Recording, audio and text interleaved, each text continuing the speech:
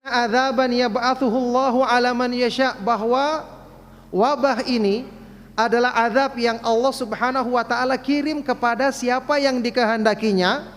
Faja'alahu rahmatan lil mu'minin, dan Allah menjadikan wabah ini rahmat bagi orang-orang yang beriman.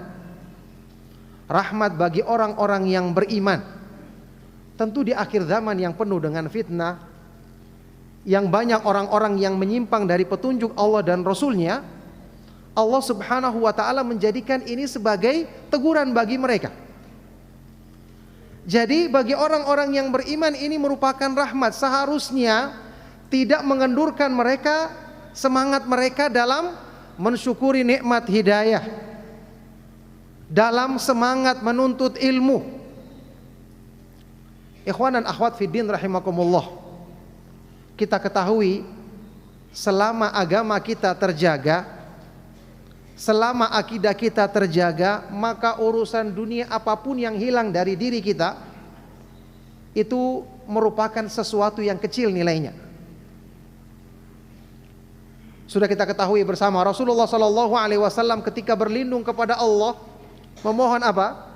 Wala taj'al musibatana fi dinina wala taj'alid dunya akbar hammina wala mablagha ilmina.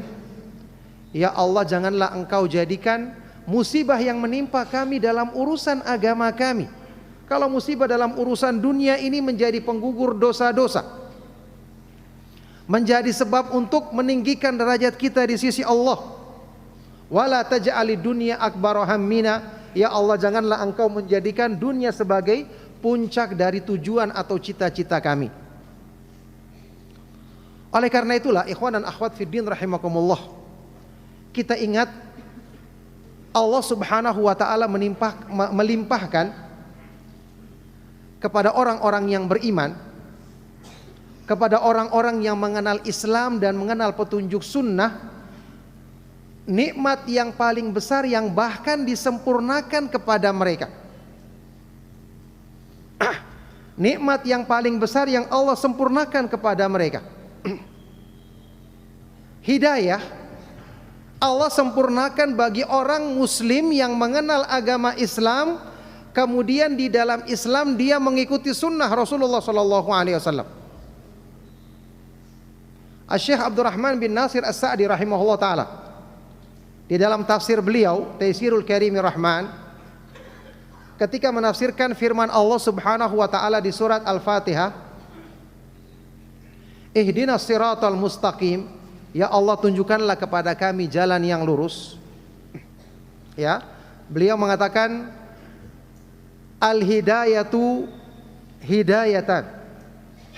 Hidayah yang dimaksud di sini adalah dua hidayah, dua macam hidayah. Hidayatun ila sirat wa hidayatun fis sirat. Dua hidayah. Hidayah untuk mengenal jalan yang lurus, yaitu jalan Islam, untuk bisa menuju kepada jalan yang lurus, yaitu jalan Islam. Yang kedua, hidayah di dalam jalan itu sendiri, yaitu hidayah mengenal sunnah. Jadi satu persatu dari dua hidayah ini demikian mahalnya. Banyak orang-orang yang tidak mendapatkan bagian untuk bisa mengetahui dan mengikutinya. Sementara seorang hamba muslim mengenal sunnah, dia menuntut ilmu, bisa belajar tentang iman, belajar tauhid, mengamalkan salat sesuai dengan sunnah Rasulullah sallallahu alaihi wasallam, Allah Subhanahu wa taala berikan nikmat terbesar bagi dirinya dengan disempurnakan dua hidayah ini lengkap pada dirinya. Subhanallah, nikmat mana lagi dari urusan dunia yang kita cari setelah kita dapatkan dua nikmat besar ini. Al-Imam Abul Aliyah Ar-Riyahi disebutkan di dalam At-Tabaqatul Kubra Imam Muhammad ibnu Sa'ad ya, pernah menyatakan sebuah pernyataan. Abul Aliyah tabi'in yang terkenal. Ada juga yang menisbatkan ucapan ini kepada Imam Mujahid ibnu Jabr al-Makki. di dalam Syarah Ushul I'tiqad Al-Lalikai. Beliau pernah mengatakan, nikmatani lillahi la adri ayyuhuma a'zam au afdal. Ada dua nikmat yang Allah berikan kepadaku, yang aku tidak tahu mana di antara dua nikmat ini yang paling besar, karena dua-duanya besar. Dua-duanya sangat berharga dan mahal. Al-ula an hadani lil Islam. Nikmat yang pertama yaitu hidayah kepada Islam, dengan Allah memberikan hidayah kepada kita untuk masuk Islam, selamat dari kekalnya azab neraka. Wal ukhra, dan yang kedua, an asamani minar rafidhah, dengan Allah menjagaku dari pemahaman bid'ah rafidhah Syiah. Ya, ini termasuk pemahaman-pemahaman bid'ah yang lainnya. Dengan Allah memberikan hidayah kepadaku untuk mengenal sunnah, sehingga saya bisa mengetahui jalan yang benar yang akan menyampaikan kepada ridha Allah, dan menghindari pemahaman-pemahaman bid'ah yang menjauhkan dari jalan Allah Subhanahu wa taala. Coba lihat, beliau mengatakan dua nikmat ini sama besarnya sehingga susah kita menilai mana yang lebih besar. Inilah nikmat Islam dan sunnah yang tidak asing bagi antum semua. Doa yang selalu diucapkan oleh Imam Ahmad bin Hanbal rahimahullah ta'ala, Allahumma amitni alal Islam was sunnah. Ya Allah, wafatkanlah aku di atas Islam dan di atas sunnah Rasulullah sallallahu alaihi wa alihi wasallam. Nah, oleh karena itulah ikhwan dan akhwat fiddin rahimakumullah,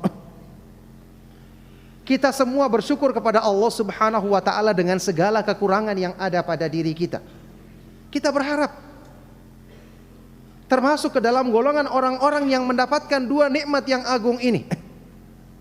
Ya, kita mengikuti ciri-ciri dan kemuliaan sifat-sifat mereka yang disebutkan di dalam Al-Quran, di dalam hadits-hadits Rasulullah Sallallahu Alaihi Wasallam. Kita belajar petunjuk Al-Quran dengan pemahaman para sahabat.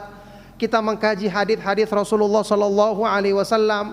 Kita melakukan amar ma'ruf nahi mungkar dengan cara yang benar. Kita mengikuti ketaatan kepada pemerintah, memberikan nasihat yang baik. Subhanallah, ini adalah nikmat terbesar yang ada di akhir zaman ini, akhir zaman yang penuh dengan fitnah. Inilah orang-orang yang dijamin mendapatkan kemuliaan di sisi Allah Subhanahu wa ta'ala di akhir zaman. Coba antum buka makna firman Allah Subhanahu wa ta'ala yang disebutkan di dalam Al-Quran di surat Al-Jum'ah. Ketika Allah Subhanahu wa ta'ala berfirman, huwallazi ba'atha fil ummiyina rasulam minhum yatlu alaihim ayatihi wa yuzakkihim wa yu'allimuhumul kitaba wal hikmata wa in kanu min qablu lafi dhalalim mubin. Berikutnya, wa akharina minhum lamma yalhaqu bihim wa huwal azizul hakim. Dzalika fadlullahi yu'tihi man yasha wallahu dzul fadlil azim. Dialah Allah yang mengutus Rasulnya, yang mengutus kepada kaum yang ummi, yang buta huruf. Seorang Rasul dari mereka sendiri, yang kemudian Rasul ini membacakan kepada mereka ayat-ayat Allah, mensucikan diri-diri mereka, serta mengajarkan kepada mereka Alkitab, Al-Quran dan hikmah, yaitu sunnah. Yang meskipun sebelum itu mereka hidup di dalam kesesatan yang nyata. Orang yang tidak mengenal sunnah, maka dia hidup di dalam kegelapan. Sehingga zaman sebelum diutusnya Rasulullah SAW disebut sebagai zaman jahiliyah, zaman kebodohan dan kegelapan. Mereka sebelum itu hidup di dalam kesesatan yang nyata. Berikutnya, wa akharina minhum lamma yalhaqu bihim. Dan juga Rasul ini diutus kepada orang-orang selain mereka yang datang kemudian, yakni tidak pernah bertemu dengan Rasulullah SAW, tapi mereka mendengarkan petunjuk dan membenarkannya, mengimaninya, semangat mengikutinya. Ini disebutkan di dalam Al-Quran mereka-mereka ini. Wa akharina minhum, dan orang-orang selain mereka yang belum berjumpa dengan mereka, tidak pernah bertemu dengan para sahabat, tapi kita berusaha mengimani sebagaimana yang mereka imani. Dzalika fadlullah, ya, wa huwal azizul hakim, dan Allah Subhanahu wa taala Maha perkasa lagi sempurna, Maha sempurna hukum dan hikmahnya. Inilah karunia yang Allah berikan kepada siapa yang dikehendakinya, dan Allah Subhanahu wa taala memiliki karunia yang agung. Coba antum buka tafsir ayat ini dalam tafsir Ibnu Katsir. Siapa yang dimaksud dengan orang-orang yang disebutkan di ayat ini, wa akharina minhum lamma yalhaqu bihim, dan orang-orang yang selain mereka yang belum pernah bertemu dengan mereka, belum pernah bertemu dengan para sahabat radhiyallahu taala anhum ajmain. Para sahabat pernah bertanya kepada Rasulullah sallallahu alaihi wasallam dalam hadis yang diriwayatkan oleh Imam Bukhari dan Muslim dari Abu Hurairah radhiyallahu taala anhu. Mereka menanyakan tentang ayat ini, siapa yang dimaksud? Siapa yang dimaksud? Maka Rasulullah sallallahu alaihi wasallam tidak menjawab pertanyaan mereka sampai 3 kali ditanyakan. Dan ketika bertanya ini ada sahabat yang mulia di antara mereka, yaitu Salman Al-Farisi radhiyallahu taala anhu. Yang tentu beliau bukan orang Arab. Ketika itulah Rasulullah SAW sambil memegang Salman Al-Farisi radhiyallahu taala anhu, beliau bersabda, "Lau kana al-imanu 'inda Thuraya lanalahu rijalun aw rajulun min haula." Seandainya iman itu tempatnya di atas bintang yang tinggi, yakni butuh perjuangan untuk bisa mencapainya, maka sungguh, ya, niscaya akan dicapai oleh beberapa orang atau salah seorang dari mereka ini. Yakni mereka adalah orang-orang yang beriman meskipun masa mereka sudah jauh. Mereka tetap belajar petunjuk, mengikuti sunnah Rasulullah SAW dan para sahabat radhiyallahu taala anhum ajmain, sampai seandainya iman itu tingginya di atas bintang, mereka akan bisa meraihnya dengan izin Allah Subhanahu wa taala. Nah, antum lihat ayat ini ada isyarat tentang keberadaan, menurut penafsiran dari sebagian dari para ulama, bahkan banyak dari para ulama ahli tafsir, tentang adanya orang-orang yang akan beriman di akhir zaman, dan mereka itu adalah orang-orang asing, bukan orang-orang Arab. Ibnu Katsir menyebutkan bahwa ini adalah penafsiran dari banyak dari ulama salaf, termasuk Imam Mujahid Ibnu Jabr Al-Makki, imam besar dari kalangan Ahlus Sunnah penduduk Mekah. Beliau mengatakan yang dimaksud dengan ayat ini adalah humul a'ajim, mereka adalah orang ajam selain orang Arab, orang asing, yakni bukan orang Arab. Wa kullu man saddaqan nabiyya sallallahu alaihi wasallam min ghairil Arab, dan semua orang yang beriman kepada Nabi Muhammad sallallahu alaihi wasallam selain dari kalangan orang-orang Arab. Coba antum perhatikan ayat ini dan renungkan tentang makna ayat ini. Ya, keutamaan yang besar yang Allah berikan kepada kita dengan hidayah mengenal Islam dan mengenal sunnah, belajar tentang iman. Kita dapatkan hidayah dengan izin Allah Subhanahu wa taala yang didapatkan oleh generasi terbaik umat ini, padahal kita jauh dari zaman mereka.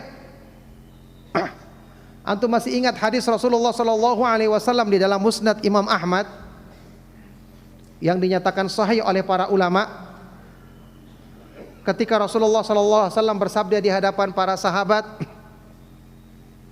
"Lawaditu anni laqitu ikhwani wa fi riwayatin ra'aitu ikhwani." Sungguh-sungguh aku menginginkan, aku sangat berharap segera berjumpa dengan saudara-saudaraku, ikhwan-ikhwanku. Ya. Maka para sahabat radhiyallahu taala anhum berkata, "Ya Rasulullah, alasna ikhwanaka?" Wahai Rasulullah, bukankah kami ini adalah saudara-saudaramu? Tentu para sahabat jelas yang paling pertama kali masuk dalam makna saudaranya Rasulullah sallallahu alaihi wasallam, bahkan mereka dapat yang lebih tinggi.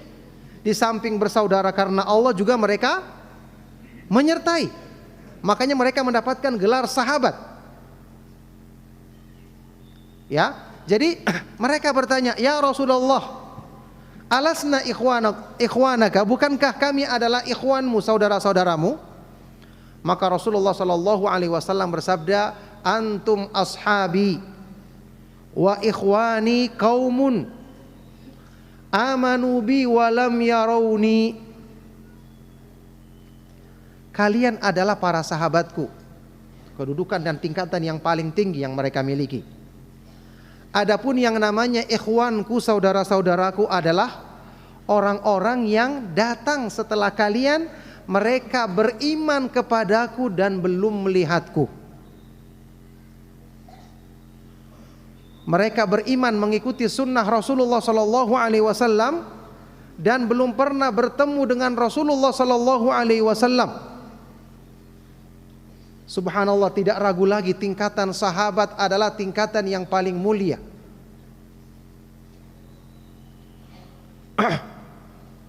Orang-orang yang beriman kepada Rasulullah sallallahu alaihi wasallam tentu sangat merindukan untuk berjumpa dengan Rasulullah sallallahu alaihi wasallam. Sampai kita ketahui sebagian dari para tabi'in berlomba-lomba untuk mendapatkan keutamaan dan kemuliaan ini. Mungkin antum pernah dengar kisah seorang tabi'in yang mulia dari penduduk Kufah yang bernama Qais ibnu Abi Hazim, yang berusaha datang menemui Rasulullah sallallahu alaihi wasallam. Sudah hampir sampai di Madinah, datang berita ternyata Nabi sallallahu alaihi wasallam telah wafat. Sampai itu pun tetap dijadikan pujian, dalam biografinya disebutkan sebagai orang yang keadaan yakuna sahabian. Hampir dia menjadi seorang sahabat. Ini adalah kedudukan yang insya Allah setiap orang yang beriman menginginkannya, tapi tidak memungkinkan bagi dirinya. Alhamdulillah, keutamaan dan kemuliaan dari sisi Allah Subhanahu wa taala tidak berkurang. Ada orang-orang yang disebut sebagai ikhwannya, saudara-saudaranya Rasulullah sallallahu alaihi wasallam. Semoga Allah Subhanahu wa taala menjadikan kita semua termasuk ke dalam golongan mereka dengan rahmat dan karunia-Nya. Mereka-mereka yang beriman kepada Rasulullah sallallahu alaihi wasallam, mengikuti petunjuk beliau padahal belum pernah melihat dan bertemu dengan beliau. Maka ini ikhwan dan akhwat fiddin rahimakumullah adalah kemuliaan yang sangat besar, kemuliaan yang sangat tinggi. Ketahuilah, dengan kita mengenal Islam, kita mengikuti dan belajar sunnah, keutamaan-keutamaan yang tinggi di dalam Islam bisa kita berharap untuk mendapatkannya. Kenapa? Pemahaman iman yang benar di mana kita kaji kalau bukan dalam kajian-kajian sunnah? Pemahaman tauhid tentang puncaknya Islam, yang dengan pemahaman yang benar di mana kita pelajari kalau bukan dalam majelis-majelis ilmu sunnah? Pembahasan tentang syirik untuk kita menjauhinya. Mengenal Allah Subhanahu wa taala dengan nama-namanya yang maha indah, sifat-sifatnya yang maha tinggi. kita akan pelajari dengan pemahaman para sahabat radhiyallahu taala anhum ajma'in. Di mana kalau bukan di dalam majelis-majelis kajian sunnah. Sehingga kedudukan yang mulia dan tinggi itu Allah mudahkan setelah kita dapatkan hidayah yang agung dan sangat tinggi ini, hidayah Islam dan sunnah, maka dengan itu hendaknya kita berusaha menjaganya dengan sebaik-baiknya.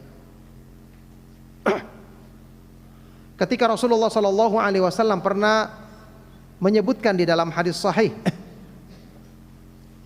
riwayat Imam Al-Bukhari, insya Allah hadis ini juga tidak asing bagi antum. Rasulullah SAW pernah bersabda, Inna ahlal jannati la yatara'awna ahlal ghurafi min fawqihim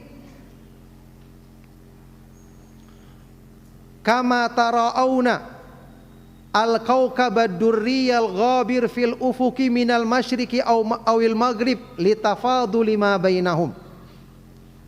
Sesungguhnya penduduk surga nanti, nas'alullah ta'ala yaj'alana minhum bimannihi wa karamihi, semoga Allah subhanahu wa ta'ala menjadikan kita termasuk golongan penghuni surga dengan rahmat dan karunia-Nya. Penduduk surga nanti ketika mereka di dalam surga, mereka akan memandang dengan kagum orang-orang yang menempati kamar-kamar yang indah di atas mereka. Sudah di surga ada yang lebih tinggi lagi.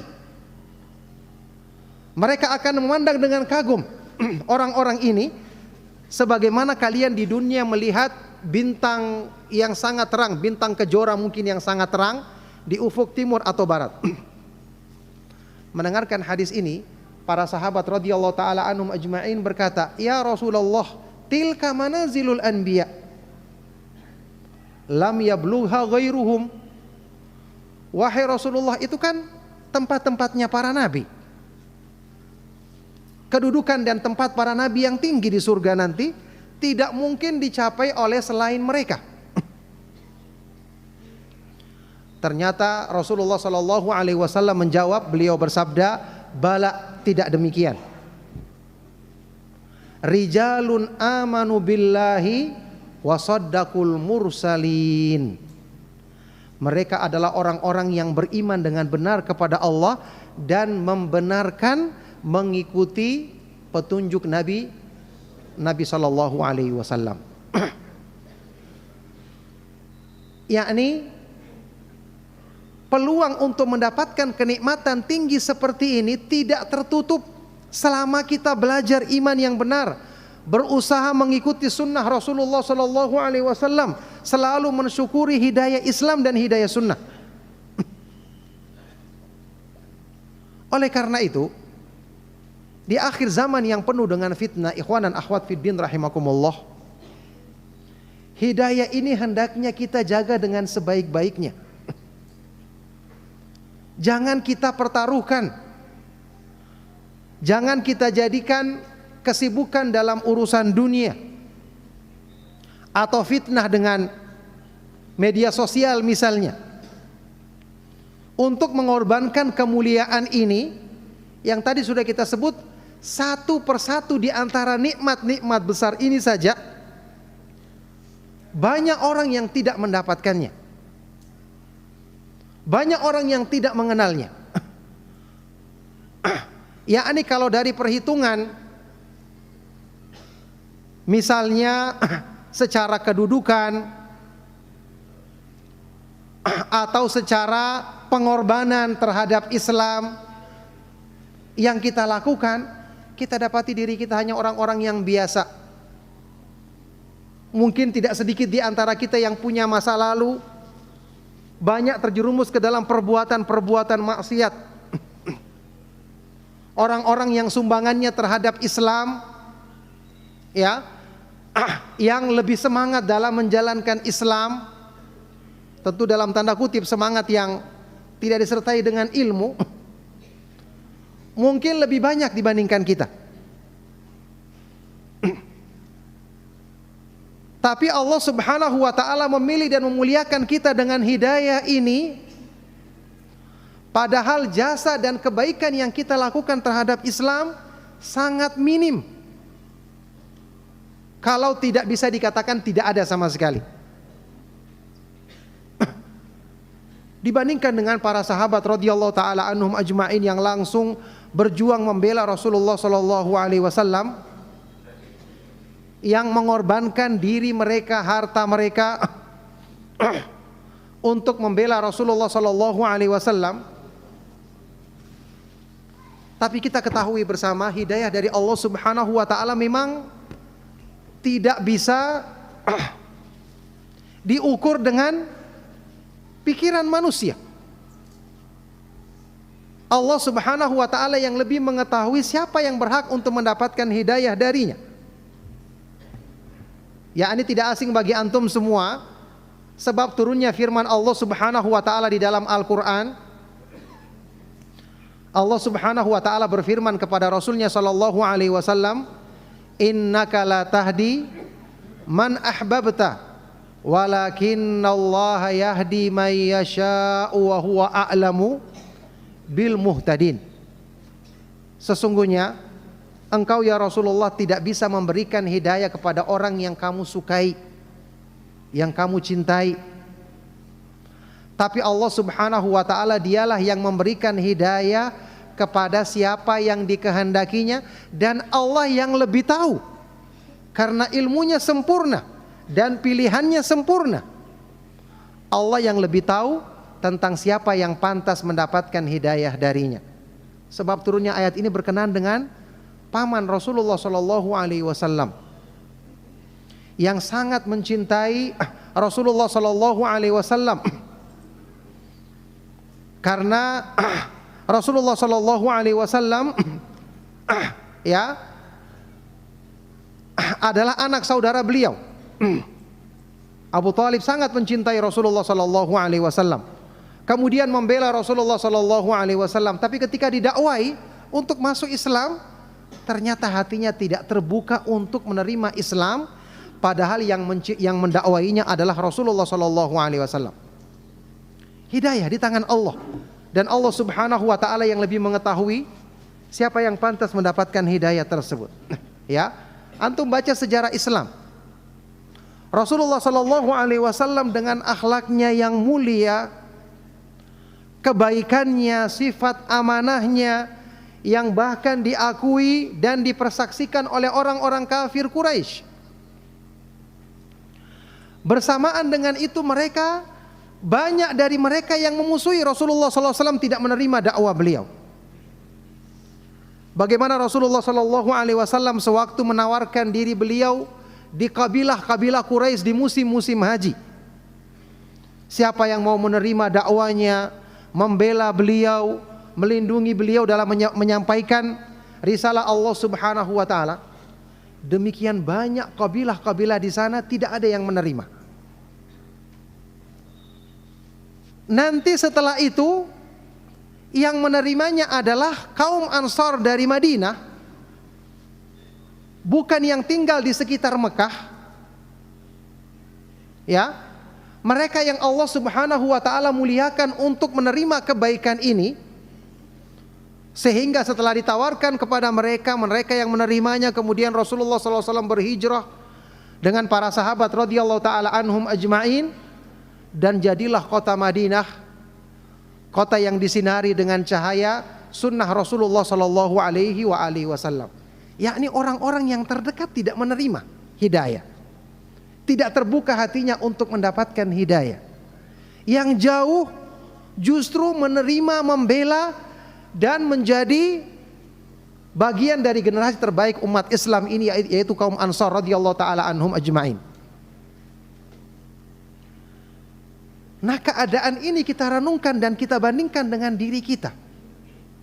Orang asing, banyak juga yang tidak mengenal bahasa Arab. Amal-amal yang kita lakukan dulu juga bukan amal-amal yang istimewa, apalagi pengorbanan dan perjuangan terhadap Islam. Bersamaan dengan segala kekurangan yang kita miliki ini, Allah Subhanahu wa taala insya Allah dengan taufiknya memilih kita untuk mendapatkan hidayah, bukan cuma satu hidayah, tapi kedua-duanya, yang disebut tadi la adri ayyuhuma a'zam, kita tidak tahu mana di antara dua hidayah ini yang lebih agung, karena dua-duanya sangat besar. Diberi dua-duanya, bayangkan. Yakni siapa yang tidak merasa mulia? Bukankah seharusnya ini menjadikan diri kita benar-benar bersyukur kepada Allah Subhanahu wa taala dengan segala karunia-Nya. Allah Subhanahu wa taala memberikan kebaikan kepada kita yang penuh dengan kekurangan dan kelemahan. Oleh karena itu, ikhwan dan akhwat fiddin rahimakumullah, mensyukuri nikmat hidayah ini sangat-sangat perlu untuk kita selalu tekankan, apalagi di akhir zaman yang penuh dengan fitnah. Pastinya ada cobaan. Pastinya ada hal-hal yang kita tidak sukai dalam kehidupan kita. Tapi alhamdulillah dengan bimbingan iman, kita hadapi semua dengan baik. Ada penyakit, ada cobaan, ada hal-hal yang menyulitkan. Dengan pelajaran iman kita, dengan kita mengimani takdir Allah Subhanahu wa taala, dengan kita meyakini kesempurnaan dan kemahatinggian sifat-sifat Allah, kita yakin di balik hal-hal yang kita tidak sukai, banyak hal-hal yang menjadi kebaikan bagi diri kita. Allah Subhanahu wa taala berfirman, "Wa asa an takrahu syai'an wa huwa khairul lakum, wa asa an tuhibbu syai'an wa huwa syarrul lakum, wallahu ya'lamu wa antum la ta'lamun." Dan bisa jadi wahai manusia, kalian membenci sesuatu padahal dari situlah kebaikan bagimu, atau kalian menyukai sesuatu padahal dari situlah keburukan bagimu. Allah Subhanahu wa taala Maha mengetahui, sedangkan kalian tidak mengetahuinya. Oleh karena itu, nikmat hidayah Islam dan sunnah ini adalah nikmat hidayah yang harus kita selalu berdoa kepada Allah Subhanahu wa taala dengan sungguh-sungguh untuk ditetapkan pada diri kita. Kita menjaganya dengan terus menuntut ilmu. Saya sudah katakan kepada antum, banyak, mungkin sebagian besar, kalau tidak dikatakan semua, daerah-daerah yang ada di Indonesia ini kajian-kajian sunnah rata-rata dihentikan di zaman sekarang. Kajian langsung, ya, banyak kajian-kajian yang sekarang lewat online, ya, dan ini adalah ujian bagi mereka. Ya, kajian-kajian online tentu kita ketahui banyak orang-orang yang mungkin tidak betah untuk bisa mengikutinya. Padahal kalau orang itu tahu tentang keutamaan dan kemuliaan ilmu, dan bahwasanya orang yang beriman tidak bisa lepas dari ilmu dalam kehidupannya, harusnya dia mengusahakan. Maka subhanallah, antum di sini bersyukur kepada Allah Subhanahu wa taala. Dengan tetap menerapkan protokol kesehatan, kita bisa mengadakan pengajian. Para ustadz kita juga tetap bisa membawakan kajian-kajian yang bermanfaat. Ini merupakan sebab untuk kita menjaga keimanan kita dengan izin Allah Subhanahu wa taala. Al-ilmu khairun minal mali, al-ilmu yahrusuka wa anta tahrusul mal. Ilmu itu lebih baik daripada harta, ilmu akan menjagamu, sedangkan harta kamu yang harus menjaga dia. Nikmat ini Allah Subhanahu wa taala tetapkan pada diri kita, ini adalah hal yang sangat kita syukuri. Oleh karena itulah, ikhwan dan akhwat fiddin rahimakumullah, ingat, hidup kita sementara. Kita bersyukur bisa mendapatkan hidayah Islam dan sunnah saat ini. Kita semangat mempelajarinya, semangat mengkajinya, dan insya Allah semangat berusaha mengamalkannya. Cuman kita tidak tahu hidayah ini akan ada pada diri kita terus sampai kita menghadap Allah Subhanahu wa taala atau tidak. Dan kita tahu Allah Subhanahu wa taala Maha Pengasih lagi Maha Penyayang. Kalau kita sungguh-sungguh berusaha menjaganya, Allah akan menjagakannya untuk kita. Dengan syarat, ihfazillaha yahfazka. Jagalah Allah Subhanahu wa taala, jagalah batasan-batasan syariatnya, maka Allah Subhanahu wa taala akan menjagamu.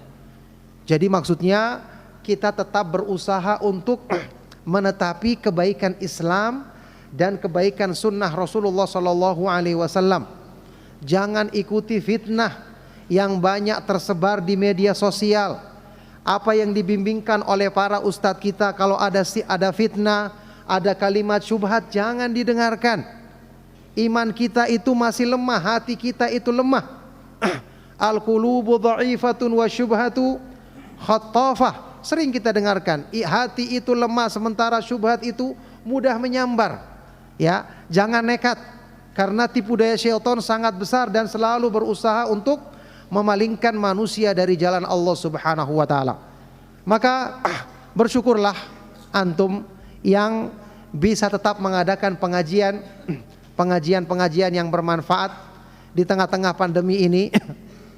Yang saya katakan tadi, banyak dari nikmat ini yang Allah Subhanahu wa taala tidak berikan kepada orang-orang yang lain.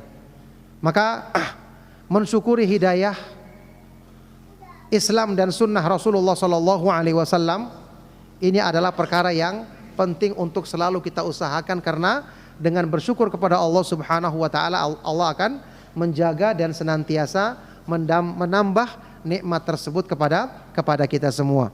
Maka semoga apa yang saya sampaikan di kesempatan malam hari ini menjadi motivasi kebaikan untuk kita semua. Semoga Allah Subhanahu wa taala senantiasa menetapkan hidayah Islam dan hidayah sunnah di atas diri kita sampai di akhir hayat kita. Allahumma amitna alal islami wa sunnah.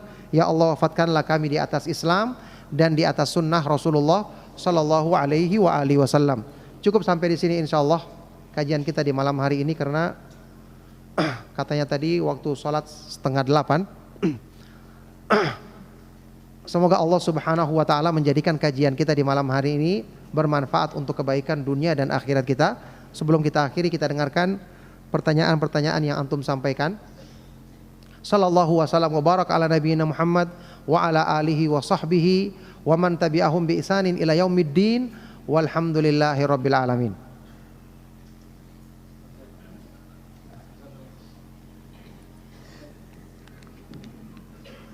Ya, fadhil adzan dulu.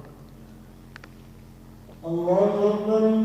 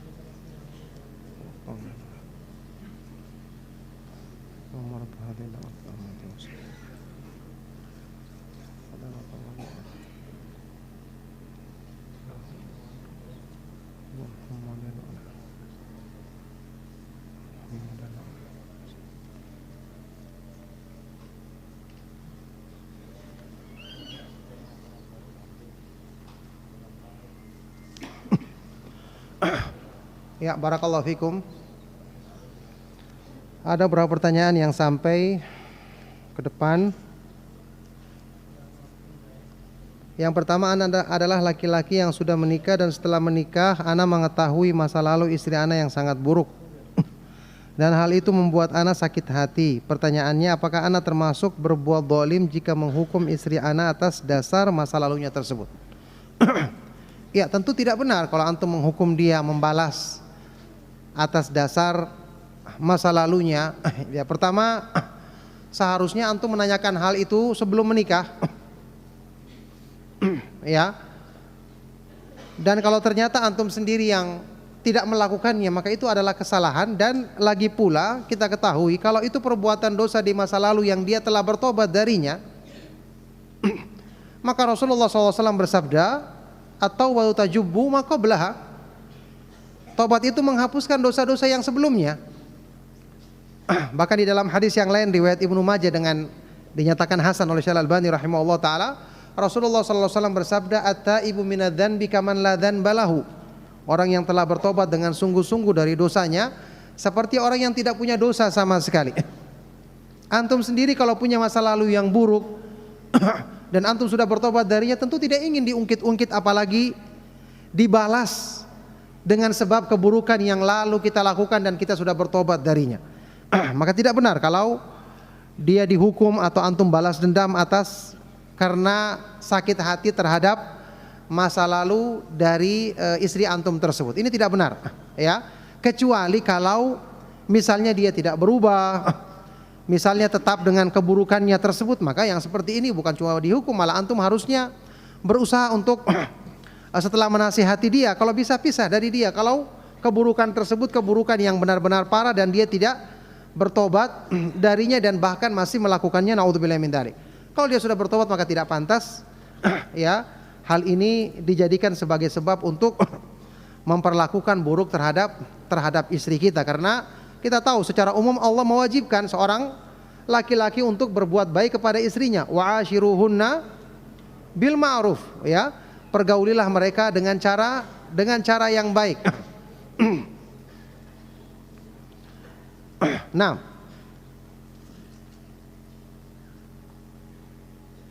Assalamualaikum Ustadz, bagaimana sikap kita apabila kita diundang di acara walimah pernikahan digabung dengan acara 100 hari atau acara bid'ah?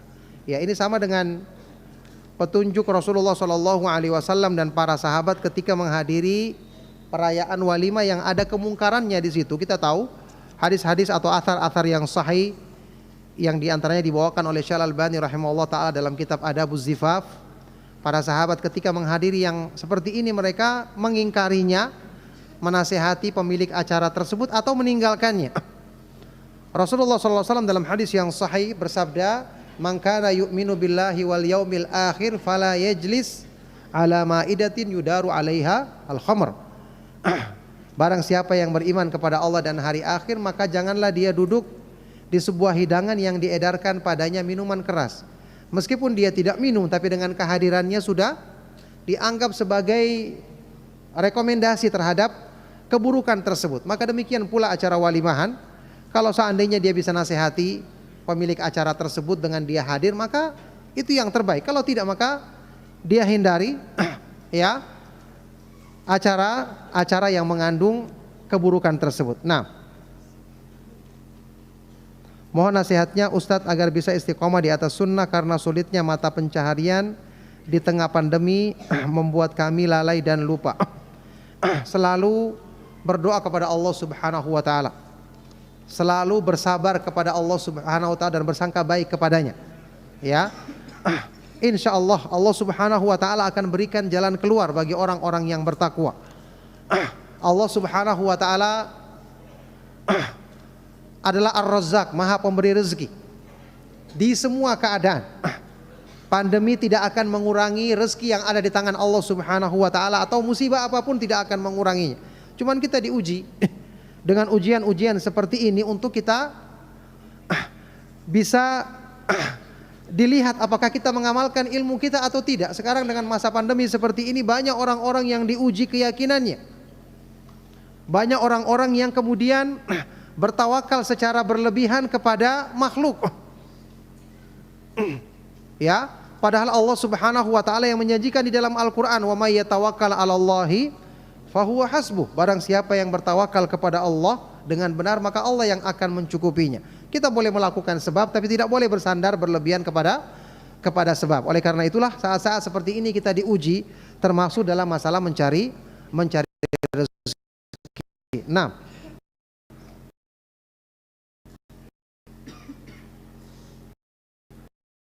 apakah kita salah tidak mengikuti imam sedang bersedekap? Apakah kita, kalau kita yakini sunnah Rasulullah tidak melakukannya, maka jangan kita ikuti. Pendapat yang terkuat, kalau imam melakukan sesuatu yang kita anggap tidak sesuai dengan sunnah, maka kita tidak ikuti. Adapun hadis Rasulullah sallallahu alaihi wasallam yang sahih, innama ju'ilal imamu liyutamma bihi, imam itu dijadikan untuk diikuti, ya. Maka sebagian dari para ulama menjelaskan ini berhubungan dengan gerakan-gerakan yang dilakukan di dalam sholat yang disebutkan di dalam hadis ini. Kalau dia sholat duduk, maka sholat berdiri, maka berdirilah. Kalau dia sholat duduk, maka sholatlah dengan duduk. Bukan semua gerakan imam kita ikuti. Kalau salah, tidak mungkin kita mengikuti imam sementara menyelisih sholat. Ya, tentu kita lebih wajib mengikuti Rasulullah Shallallahu Alaihi Wasallam dibanding mengikuti imam kita yang jelas-jelas dia melakukan gerakan yang kita anggap sesuai dengan Rasulullah Shallallahu Alaihi Wasallam. Saya pernah mendengarkan keterangan seperti ini dari Syekh Ali Hasan, rahimahullah taala, tentang kita tidak harus mengikuti imam ketika melakukan sesuatu yang kita yakini dia melakukan salah. Nah,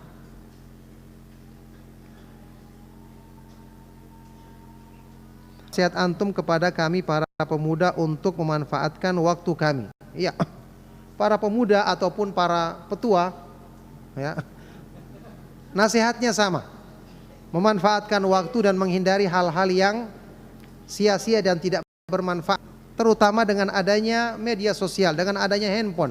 Banyak fitnah saat ini. Orang lebih betah untuk hal yang tidak bermanfaat, hal-hal yang manfaat, padahal magbunun fihima katsirun minan nasi as-sihhatu wal faragh. Ada dua nikmat merugi padanya kebanyakan manusia, yaitu nikmat kesehatan dan waktu luang. Ya, ini kita harus berupaya melawan tipu daya syaitan dalam hal ini, karena hal-hal yang seperti ini bisa merusak agama kita. Mungkin awalnya kita hanya melihat sesuatu yang lama-lama akan dijerumuskan kepada perkara-perkara yang buruk, karena kita tahu tipu daya syaitan itu sangat dahsyat, dan yang selamat adalah orang-orang yang dijaga oleh Allah Subhanahu wa taala. Nah,